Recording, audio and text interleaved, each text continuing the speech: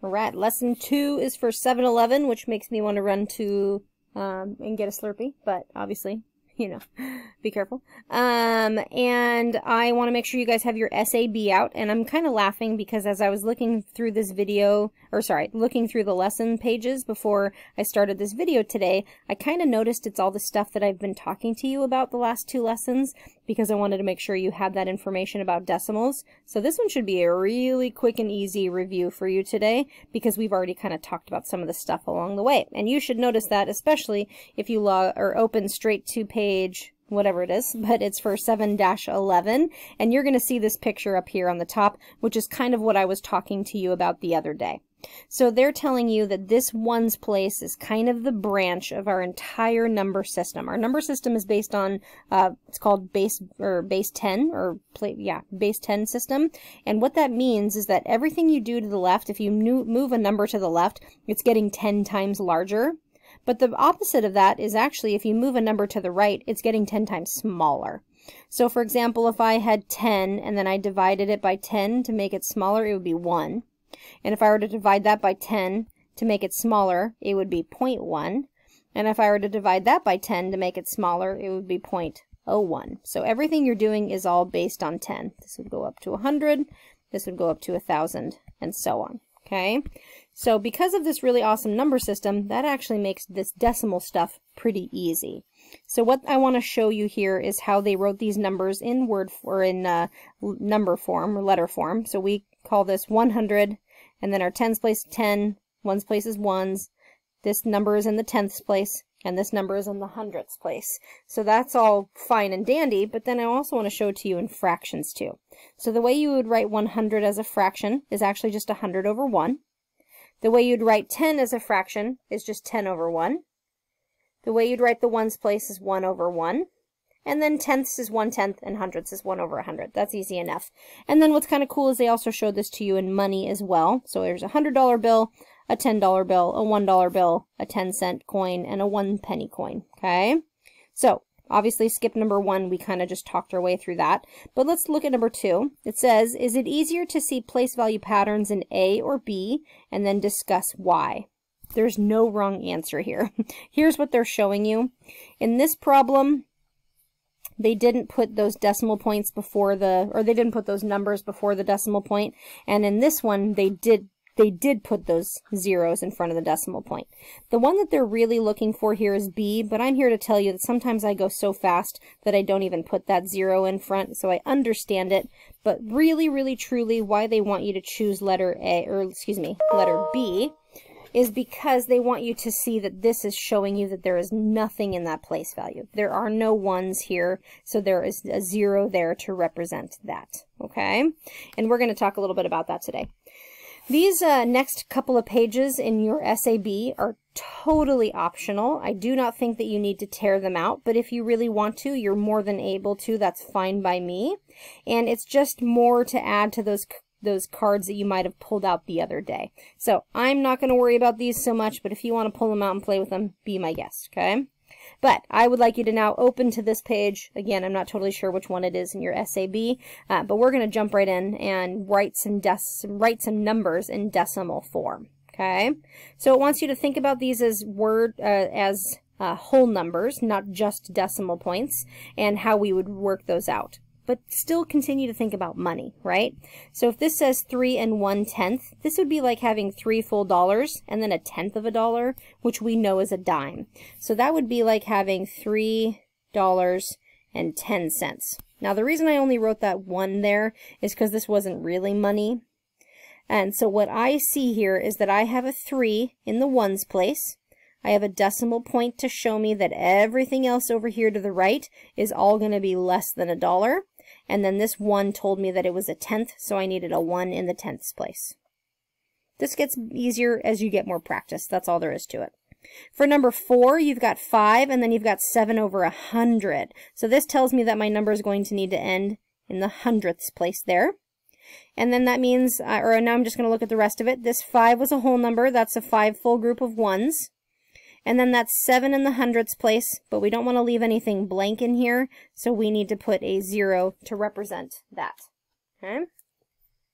Now if we look over here at number 2, we've got, or that was funny, number 5, we've got 2 and 46 hundredths. So again, 2 is going to be your whole number, so we will write that down as 2. And then the rest of this shows me that it's less than 1, so I need my decimal point to show me less than 1. And then I've got 46 hundredths. Again, that means it's going to end in the hundredths place, and I've got 46. All right, number 6 is 28 and 9/10. So same deal, 28's your whole number. 9/10 is the part that's less than 1, so you need a decimal point there. And then 9/10 means you need to have a 9 in the tenths place. Now it wants you to write this the opposite way. This one wants you to turn this back into a fraction. So if I see 12.8, I know 12 is my whole number. And then 8 is in what place value? It's in the tenths place. So that means that my fractional part's going to be 10. And then 8 is the number that was in the tenths place. Okay? Let's do a little thinner so it's a little easier to see. All right, so for 4.85, again, 4 is your whole number. And then I see here I have 85, but I'm always supposed to try to take care of the last place value. And that 5 is in the hundredths place. So I'm going to read this as 85 hundredths. So I would put 85 over 100 there. And then for number 8, I've got 3.05. Again, 3 is your whole number. And then 5, you have to ask yourself what place value it's in. It's in the hundredths place. So that's going to be 5 of those hundredths. And then number 10, we've got 49. That 7 is in the tenths place, so we would write 49 and 7/10. As you can see, once you get a little bit more practice with it, it definitely is a little bit easier than it seems. Okay, let's look at the next part. This says to read each word name and then write a decimal for each. So rather than seeing it as a fraction, this time we're going to see it as a decimal point, or sorry, as a word. So this one says 61 hundredths. Well, now this tells me that there's no whole number here, and I'll tell you why in just a sec. So this is going to be a number less than 1. So because of that, I'm going to start by writing my 0 point, because I know that that's going to be less than 1. And then it says 61 hundredths, which means my number just needs to end in the hundredths place, which it does no problem. Okay? Now, we need to talk about the word and. Ooh, it was so fancy, I wrote it in cursive. But and in decimal points is really important. And the reason that it's so important is because and is like a little clue for you. The clue is that anytime you see a word said out loud to you and you see the word and means decimal point. Okay? So for example, on number 12, where this says 6 and 14 hundredths, that's telling you that 6 is your whole number. The and also means that you've got something less than 1. So 6 and 14 hundredths, that's going to be 6.14. Again, let me tell you why, because this and always means decimal point in a number.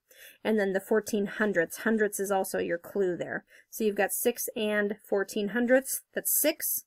And then you also have a part of a dollar, or part of one whole, which is 14. Okay, number 13, for example, says 70 and 8/10. So that means I need to have 70, and means decimal point, and then 8/10 means an 8 in the tenths place. Okay, 55 and 6 hundredths. So there's 55, and then I've got a 6 in the hundredths place, so be careful there. That means you're going to need to have an empty spot there to have this 6 end in your hundredths place. And then we would just fill that in with a 0 so we don't leave anything behind.